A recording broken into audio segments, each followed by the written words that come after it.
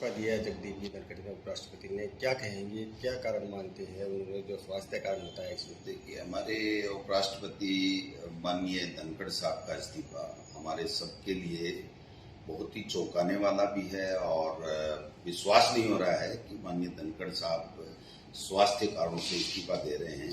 हालांकि उनका जो रेजिग्नेशन आया है वो स्वास्थ्य कारणों को बताया गया है, लेकिन आप समझ सकते हैं कि पूरे दिन राज्यसभा का संचालन करना और उसके बाद में 23 तारीख को उनका जयपुर में कार्यक्रम होना और महीने में 20 दिन उनके टूर होते रहते थे, तो ऐसे में अचानक इस तरीके का इस्तीफा आना एक तरीके से जो संकेत दे रहा है कि जो कुछ दिनों से उन्होंने अपनी बातें स्पष्ट रूप से मीडिया के माध्यम से किन्हीं प्रोग्राम के माध्यम से कहना शुरू किया था, वो कहीं न कहीं भारतीय जनता पार्टी हाईकमान को नागवार गुजरा।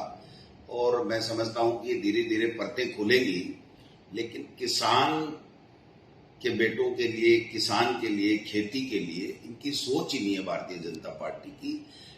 इनको केवल और केवल उनकी नजर से ही पूरी देश और दुनिया को देखे और वो जो कहें वो करे। मैं समझता हूं कि वो धनखड़ साहब नहीं कर पाए और ये जो हम आज देख रहे हैं कि उनका इस्तीफा हो गया है। राजस्थान में भी ऐसा हुआ था,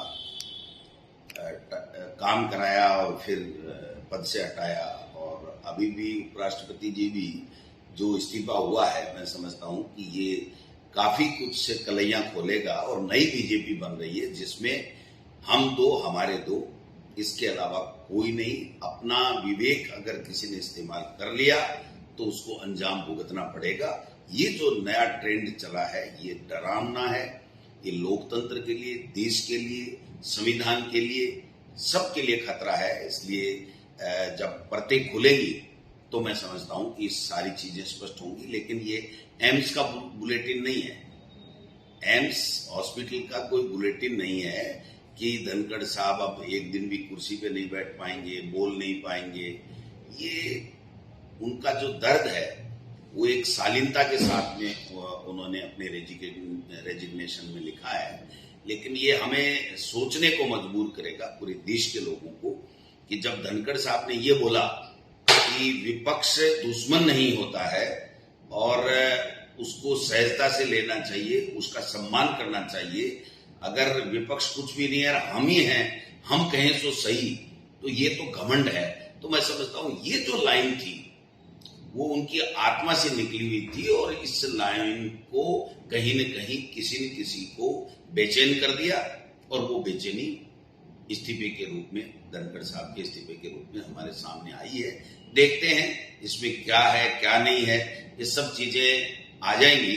लेकिन मैं ये कहना चाहता हूं, किसान और किसान के बेटे जो भारतीय जनता पार्टी में संघर्ष कर रहे हैं उनका वहां पर कोई स्थान नहीं है।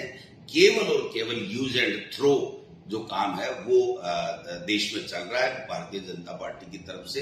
ये किसान परिवारों के लिए ठीक नहीं है, किसान कम्युनिटी के लिए, वर्ग के लिए ठीक नहीं है। इसलिए हम सबको सोचना पड़ेगा कि हो क्या रहा है। ये ठीक है, उन्होंने माना है कि भाई मेरा स्वास्थ्य ठीक नहीं है, तो आज हम मान सकते हैं कि स्वास्थ्य ठीक नहीं है, लेकिन एक न एक दिन सच्चाई आएगी कि वास्तव में स्वास्थ्य ठीक नहीं है या इनका जो विवेक है, जो अपना इस्तेमाल करने लगे हैं, उनसे किसी दूसरों का स्वास्थ्य बिगड़ रहा है। ये सब चीजें अभी देखने को मिलेंगी। क्या इसको किसी राजनीतिक वरिष्ठ नेता जो भाजपा के हैं उसको खुश करने के लिए भी माना जा सकता है कि किसी दूसरे को? देखिए, किसी को आप इंसल्ट करके किसी को खुश करो, ऐसा नहीं हो सकता।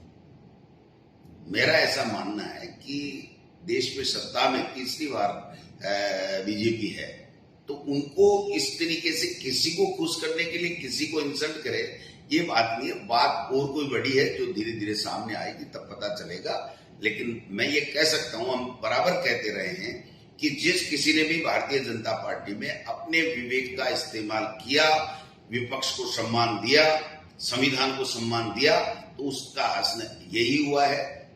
मैं समझता हूं कि आगे नई बीजेपी पनप रही है जो देश के लिए डरावनी है।